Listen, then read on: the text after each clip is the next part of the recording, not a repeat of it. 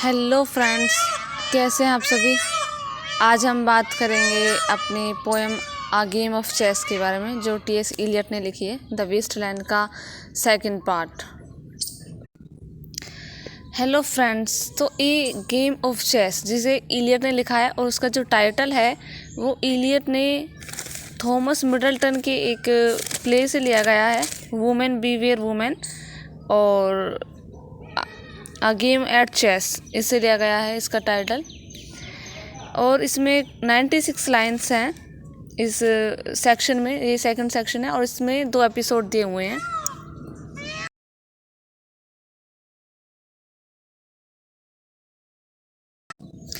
इसके first section में एक जो एपिसोड है वो रिच वुमेन का दिखाया हुआ है, और इसके सेकंड सेक्शन में कुछ लोगों की कन्वर्सेशन दिखाई गई है एक पब के अंदर।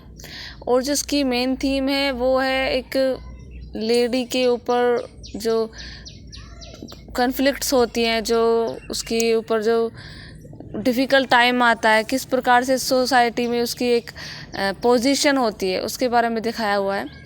और एक मैन के होलोनेस के बारे में दिखाया गया, एलोफनेस या फिर अकेलापन, उसके बारे में दिखाया गया। चलिए हम अपनी पोएम स्टार्ट करते हैं।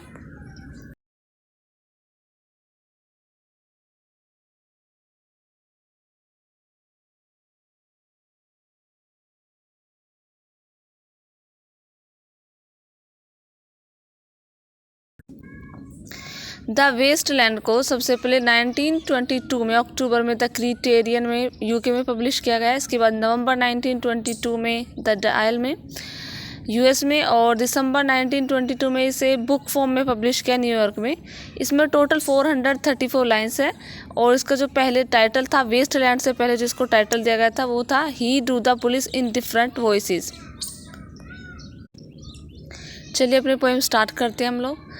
A game of chess. The chair she sat in, like a burnished thorn, glowed on the marble where the glass held up by standard draught with fruited wines.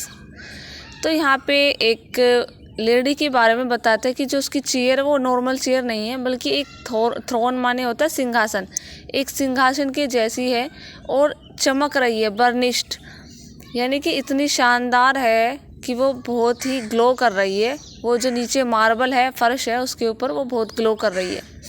Where the glass held up, यानी कि वहाँ पे glass, यानी यहाँ पे शीशे से मतलब है, वहाँ पे एक शीशा भी रखा हुआ है जो एक स्टैंड के द्वारा रखा गया है।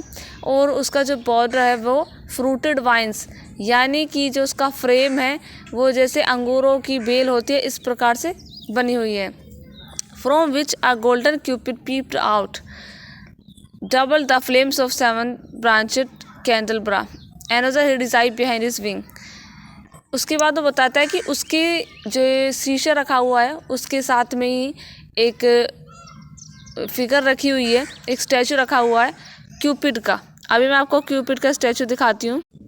ये आप देख सकते हैं, ये क्यूपिड है, तो इसका भी एक स्टैचू रखा हुआ है, और एक स्टैचू इसका पीछे भी रखा हुआ है जिसके पंख और आंखें दिखाई दे रही हैं। इसके साथ ही पोएट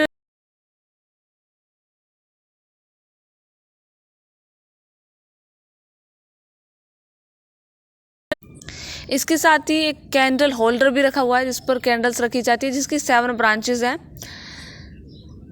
उसकी जो फ्लेम्स है वो भी डबल हो रही है। क्यों हो रही है friends?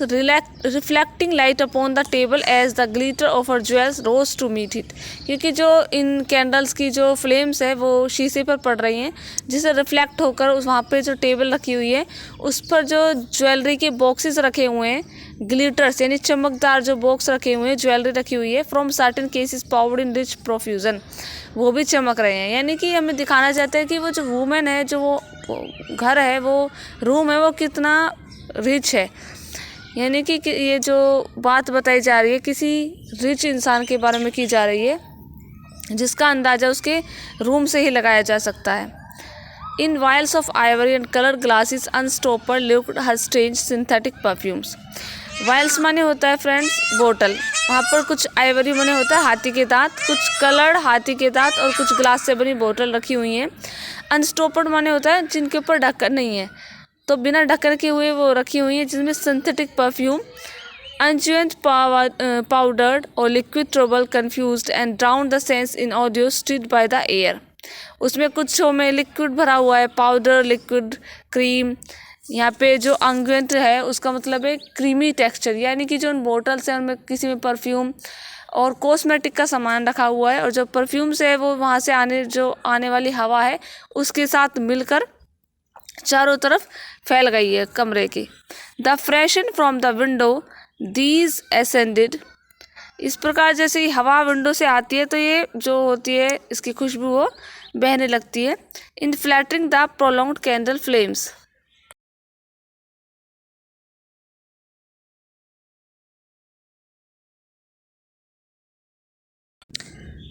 flung their smoke into the liquria, stirring the pattern on the coffered ceiling.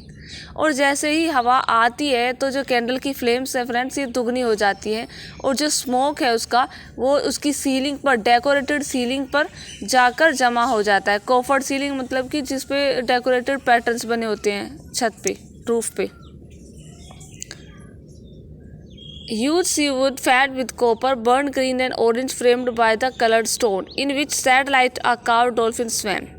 इसके साथ ही अब वो एक पुराना सा बना हुआ उस फ्रेम के बारे में बात कर रही है जहाँ पे आग जलाते हैं, क्योंकि हम जानते हैं कि बड़े बड़े जो घर होते हैं उनमें आग जलाने का एक छोटा सा सेक्शन होता है, एक छोटी सी जगह होती है. तो उस सेक्शन के बारे में बता रहा है कि यहाँ पे जो आग जलाने के लिए छोटी सी जगह बनी हुई है वहाँ से जो लकड़ियाँ रखी हुई हैं वो सी के द्वारा बहाई हुई लकड़ियाँ हैं, यानी सागर में जो बहाकर लकड़ियाँ आती हैं उन्हें जब जलाया जाता है एक उसके अंदर, तो वो जो लाइट उनकी निकलती है ग्रीन एंड ऑरेंज, तो उसकी जो लाइट ऐसी जान पड़ती है जैसे वहाँ पे कोई डॉल्फिन स्वयं यानी कि तैर रही हो.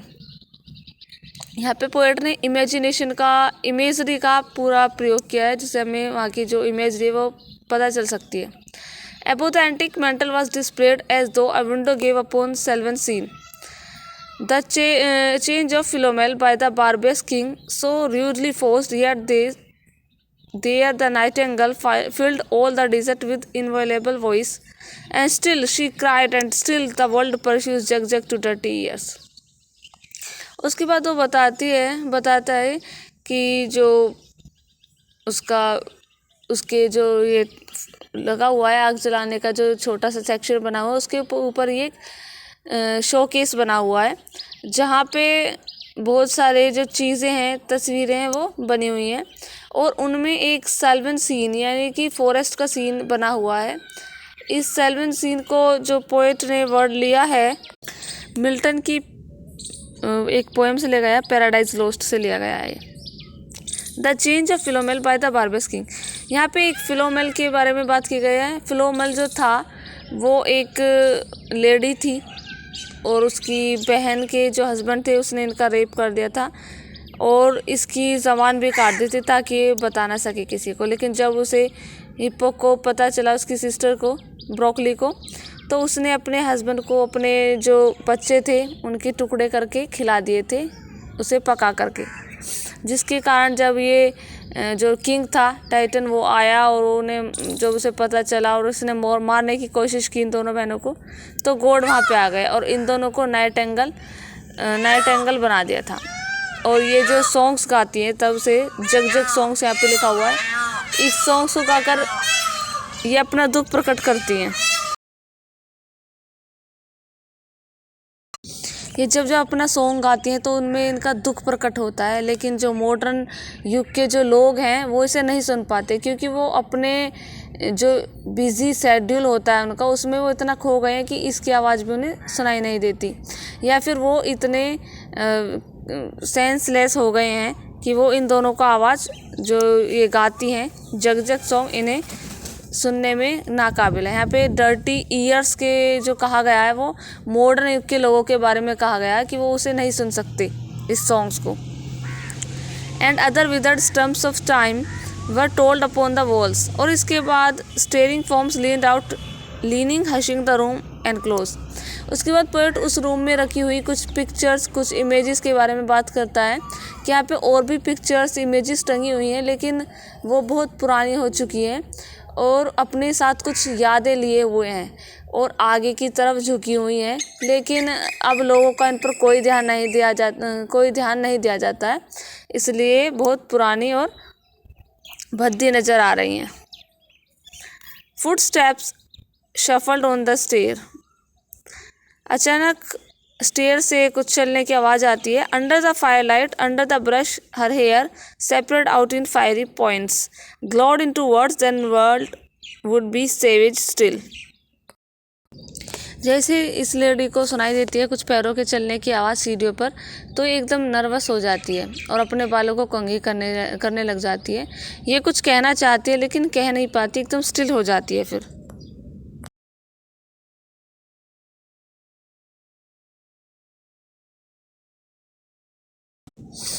माई nerves are bad tonight, yes bad, stay with me. अब ये जो लेडी होती है ये अपने लवर से बोलती है कि आज मेरा मूड बिल्कुल अच्छा नहीं है और मेरी तबीयत भी सही नहीं है, इसलिए आज तुम मेरे पास ही रुक जाओ। Speak to me, why do you never speak. मेरे से बात क्यों नहीं कर रही, बात कीजिए मेरे से।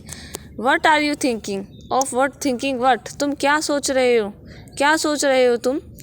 आई never know what you are thinking, मैं नहीं जानती कि तुम क्या सोच रहे हो। I think we are in rats alley we are the dead man lost their bones. अब ये जो मैन होता है बोलता है कि मैं सोच रहा हूँ कि हम उन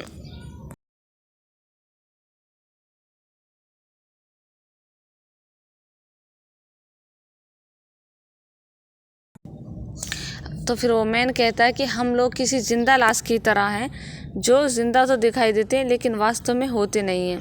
जैसे एक चूहा जो डैड मैन है उनकी बॉडी को खा लेता है और उन्हें कष्ट देता है, इसी प्रकार हमारी लाइफ हो गई है। तो यहाँ पे इलियट जो है बताना चाहते हैं एक मैन के होलोनेस के बारे में, कैसे मॉडर्न युग में जो लोग होते हैं उनकी लाइफ पर्पसलेस हो गई है। तो वहीं ये मैन बोलना चाहता है कि हमारी लाइफ एकदम पर्पसलेस और बुझी बुझी हो गई है, जहाँ पे हम जिंदा लाश की तरह रह गए हैं। वट इज़ दैट नॉइस, ये कैसी आवाज़ है। The wind under the door, क्या उस हवा की आवाज़ है जो दरवाजे के नीचे से आ रही है। What is that noise now, ये कैसी आवाज़ आ रही है। What is the wind doing, nothing again nothing do, और ये हवा कर क्या रही है आखिर। नथिंग अगेन नथिंग डू, आखिर ये कुछ कर भी नहीं रही है। फिर वो जो मैन होता है बोलता है नथिंग अगेन नथिंग, ये कुछ नहीं कर रही है। You know nothing, do you nothing, do you remember nothing. फिर जो वूमेन होती है वो उस मैन से बोलती है क्या तुम कुछ जानते हो, क्या तुमने कुछ देखा है, क्या तुम्हें कुछ याद भी है या कुछ भी नहीं है। I remember those are pearls that were eyes, are you alive or not, is there nothing in your head. मुझे याद है, अब वो मैन बोल रहा है मुझे याद है। और जो नेक्स्ट लाइन लिखी हुई है ये लाइन शेक्सपियर की द टेम्पेस्ट से ली गई हैं। ये उन लोगों के बारे में बताया गया जो समुद्र में डूब के मर गए थे, उन्हीं लोगों के बारे में जिक्र किया गया है। इसमें पहले फर्स्ट पार्ट में बात कर चुकी हूँ उसके बारे में मैं। Are you alive or not, तुम जिंदा भी हो या नहीं। Is there nothing in your, क्या तुम्हारे दिमाग में कुछ चल रहा है अभी। उसके बाद वो जो मैन होता है वो एक अच्छा सा पुराना गाना चला लेता है जो उन्हें सुकून देता है और बहुत ही शांति देता है। तो यहाँ पे इलियट बताना चाहते हैं कि मॉडर्न युग में भी जो ट्रेडिशन है, जो हमारा पुराना चीज़ें होती हैं, वो किस प्रकार लोगों को शांत करने में उनकी हेल्प कर सकती हैं। What shell I do now, what shell I do, मैं क्या करूं। अब वो लेडी बोलती है मैं क्या करूं, मुझे क्या करना चाहिए। I shall rush out as I am, मैं जैसी हूँ क्या मुझे निकल जाना चाहिए। वॉक द स्ट्रीट, गलियों में, with my hair down, so what shall we do tomorrow, अपने बालों को इसी तरह नीचे किए हुए, या फिर हम कल क्या करेंगे। What shall we ever do, हम करते ही क्या है। द हॉट वाटर एट 10, क्या वही डेली का रूटीन 10 बजे चाय के लिए पानी गर्म करना। And if it rains a closed car at 4, और यदि बारिश होती है तो हम कार के द्वारा यहाँ से चले जाएंगे 4 बजे। And we shall play a game of chess, या फिर हम वही रोज़ की तरह एक गेम खेलेंगे चेस का। Presenting lidless eyes and waiting for a knock upon the door, और जब हम लोग ये गेम खेलकर बोर हो चुके होंगे तो अपनी आंखों को मलने लगेंगे और फिर वेट करेंगे एक नॉक का जो हमारे गेट पे आएगी, ताकि हमारी वो इस बोर्डम लाइफ को तोड़े, इस रूटीन को तोड़े। यहाँ पे जो पोएट ने क्या है waiting for a knock upon the door. यहाँ पे एक इसका इंटरप्रिटेशन ये भी किया जा सकता है कि वो मौत के बारे में बात कर रहे हैं, कि जो उनका हार्ड सा रूटीन हो गया है, एक बोरिंग सा रूटीन हो गया है, वो उससे बाहर आना चाहते हैं उस लाइफ से, ताकि वो अपनी लाइफ से जो बहुत ज़्यादा बोरिंग और रेस्टलेसनेस है, यानी कि उसमें कोई शांति या मज़ा इन्हें नहीं आ रहा है, ऐसी लाइफ को वो तोड़ना चाहते हैं, उसे छोड़ना कर जाना चाहते हैं।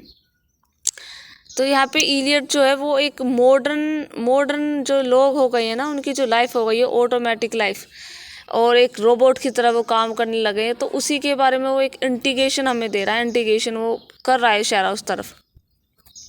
नेक्स्ट देखिए, when Lil's husband got demolished I said. अब इसका इंटरप्रिटेशन ये जो नेक्स्ट लाइन है मैं इसे सेकंड वीडियो में करूँगी, आज के लिए इतना ही, क्योंकि वीडियो बहुत ज़्यादा लंबी हो गई है। आपको ये वीडियो कैसे लगी आप मेरे को कमेंट करके ज़रूर बताइएगा। Thank you.